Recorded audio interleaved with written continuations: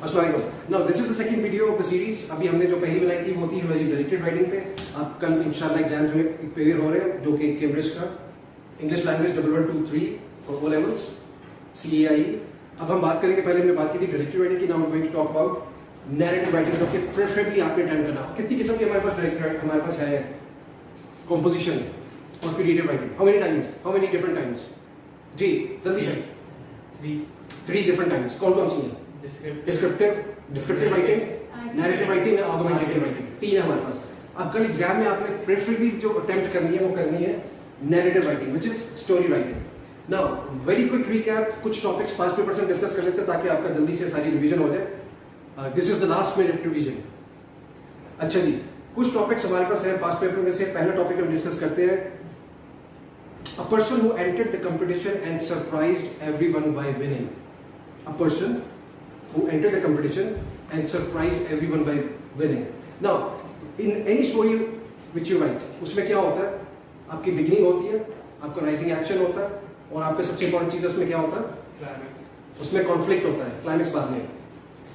सारी चीजें सिमिल्टेनियसली चल रही है तो उसमें सबसे इंपॉर्टेंट चीज प्रॉब्लम होती है, कॉन्फ्लिक्ट होता है, और वो आगे जाके रिजॉल्व होता है। ठीक है, तो स्टोरी में आप क्या कर रहे हैं? Beginning, rising action, conflict, climax, falling action and your conclusion. ठीक है, तो अब इसमें हमारे पास टॉपिक क्या था? अ person who entered the competition. सबसे पहले आपने क्या करना है? You have 5 topics. ठीक है, अब तो हमने बड़ा दिमाग भी किया हुआ इस पे पेपर में कि डिस्क्रिप्टिव, आर्गुमेंटेटिव और नैरेटिव। 2 नैरेटिव्स हैं, 2 आर्गुमेंटेटिव है, एक डिस्क्रिप्टिव है। बिल्कुल ठीक है।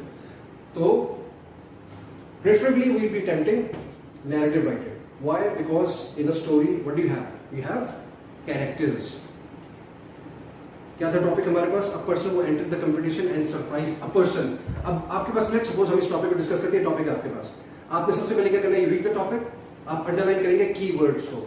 A person को अंडरलाइन किया, entered past tense, स्टोरी सारी पास्ट टेंस में। तो यहाँ पे भी आप फोकस करें जिन वर्ड्स पे, आपने कीवर्ड्स पे स्टोरी को लिखना, आपने क्रिएट करनी है, इमेजिन करनी है आपने। तो a person who entered the competition, competition underline करेंगे, एंड सरप्राइज को अंडरलाइन करेंगे, again past tense, by winning. अब ये कोई बंदा, ऐसा बंदा हो सकता है जो कि उस कंपटीशन के लिए लेट्स सपोज बहुत बेहतरीन हद तक क्वालिफाई नहीं करता। लेट्स सपोज एक पेंटिंग का कंपटीशन है, and I have seen this on television long time back when I was abroad.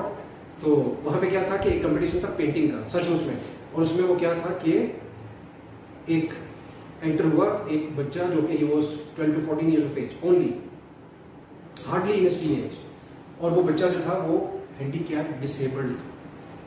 बाकी वहाँ पे स्टेज पे सब जो थे कंपेटिटर्स वो क्या कर रहे थे? हाथ से पेंटिंग कर रहे थे। he was drawing with his foot, with a paint brush in his foot, and he won the competition।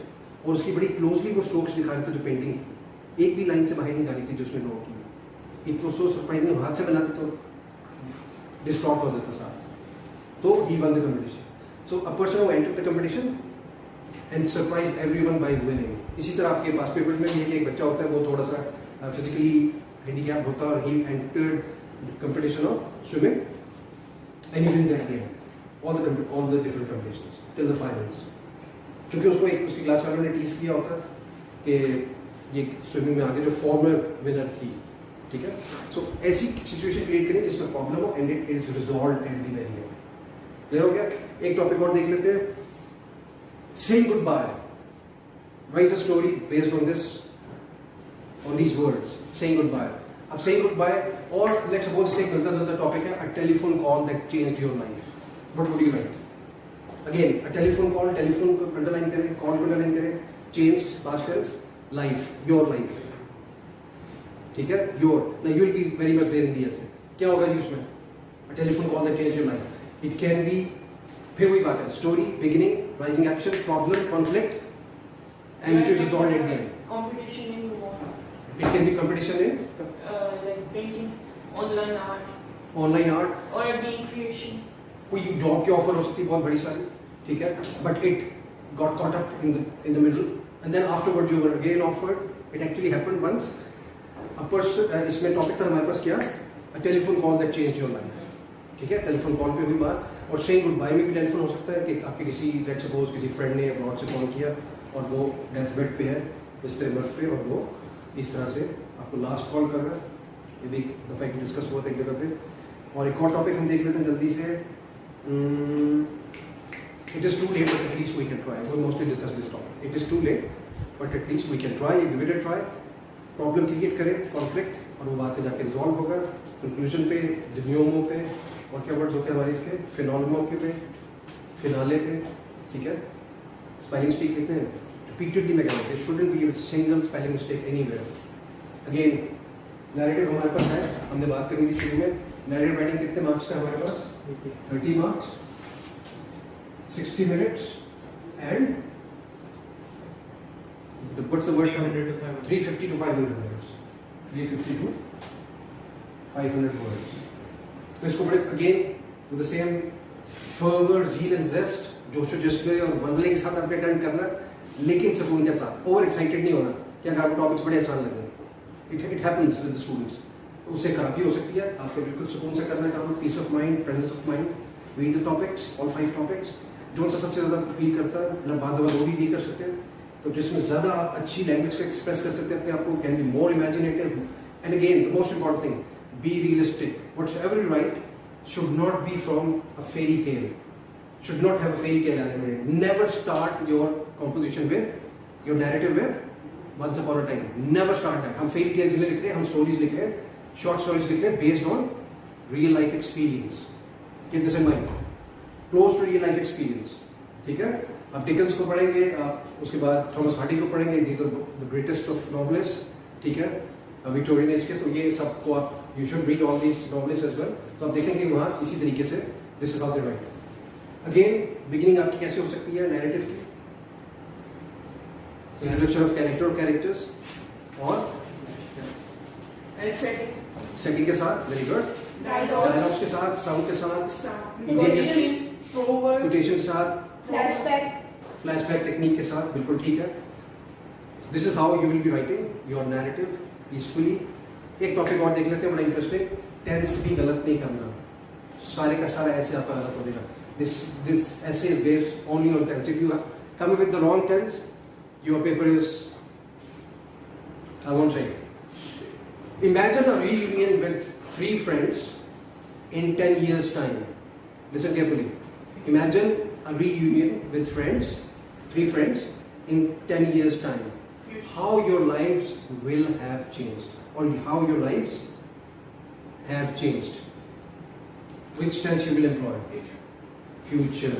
अब स्टूडेंट्स मोस्टली इसमें पास्ट में लिखना शुरू हो जाते हैं और they may write in the present tense. इसमें टेंस खराब हो गया फ्यूचर का, तो एवरीथिंग इज रूइंड।